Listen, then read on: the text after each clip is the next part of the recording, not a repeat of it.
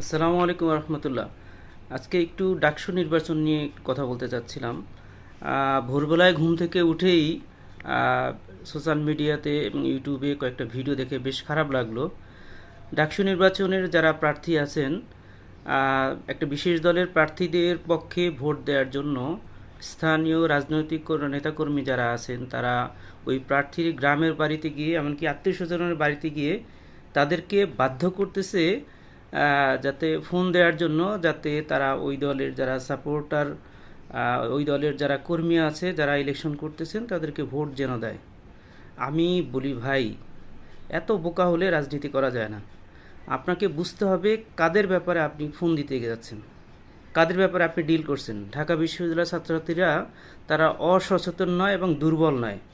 আপনি যদি মনে করেন যে আপনি এইভাবে প্রেশারাইজ করে ভোট নিতে পারবেন, it will be very devastating for your party. আপনার দলকে শেষ করে দিবে এটা। এবং ঢাকা ইউনিভার্সিটি একটা বারুদের মতো জায়গা। এখানে এই বারুদের স্তূপে আগুন লাগতে খুব বেশি আগুন দরকার হয় না। এখানে সামান্য স্ফুলিঙ্গ পড়লে কিন্তু এটা বারুদের মতো বিস্ফোরণ ঘটবে এবং সারা দেশে ছড়ায় পড়বে। সামনে অনেকগুলো ছাত্র সংসদ নির্বাচন হবে। আগামী বছরের ফেব্রুয়ারিতে একটি জাতীয় নির্বাচন হবে। সব কিছু মাথায় রেখে কাজ করতে হবে। দলের ভালো চাইতে গিয়ে অতিরিক্ত ভালো চাওয়ার দরকার নাই, চামচামি করার দরকার নাই। আপনার দল এমনিতেই ভালো করবে। যারা জনগণের পক্ষে কথা বলছে, 24-এর স্বৈরাচার বিরোধী আন্দোলনের যে সংগঠনগুলো কাজ করেছে সামনে থেকে পিছনে থেকে, প্রত্যেকেই সামনের দিনগুলোতে ভালো করবে।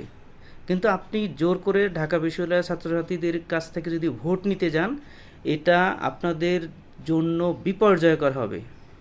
আমি জানি না এটা দলের কোন লেভেল থেকে ইনস্ট্রাকশন দেওয়া হয়েছে।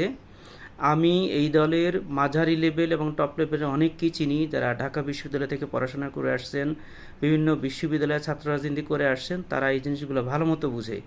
যদি এটা দলের হাইকমান্ড থেকে এভাবে নির্দেশ থাকে তাহলে সেটা কিছু বলার নাই। যদি কোনো নেতা অতি উৎসাহী হয়ে এটা করে ফেলেন, আপনারা কাইন্ডলি এটা করবেন না। এবং আমি ওই দলের শীর্ষ নেতাদেরকে অনুরোধ করব, আপনারা এদেরকে সামলান, আপনারা এদেরকে নিয়ন্ত্রণ করেন, এদেরকে বোঝান যে এইভাবে প্রেশারাইজ করে ভোট নেওয়া যাবে না। আবার ছাত্র এবং ছাত্রীদের মোবাইল নাম্বার জোগাড় করে যদি ফোন দেওয়া হয়, যখন ইলেকশন শেষ হবে সেই নাম্বার দিয়ে এরা কী করবে? এরা যে আবার বিভিন্ন প্রয়োজনে ফোন দিবে না, মেয়েদেরকে ইপটিজিং করবে না, ছেলেদেরকে হুমকি ধামকি দেবে না, এর নিশ্চয়তা কোথায়? এটা যদি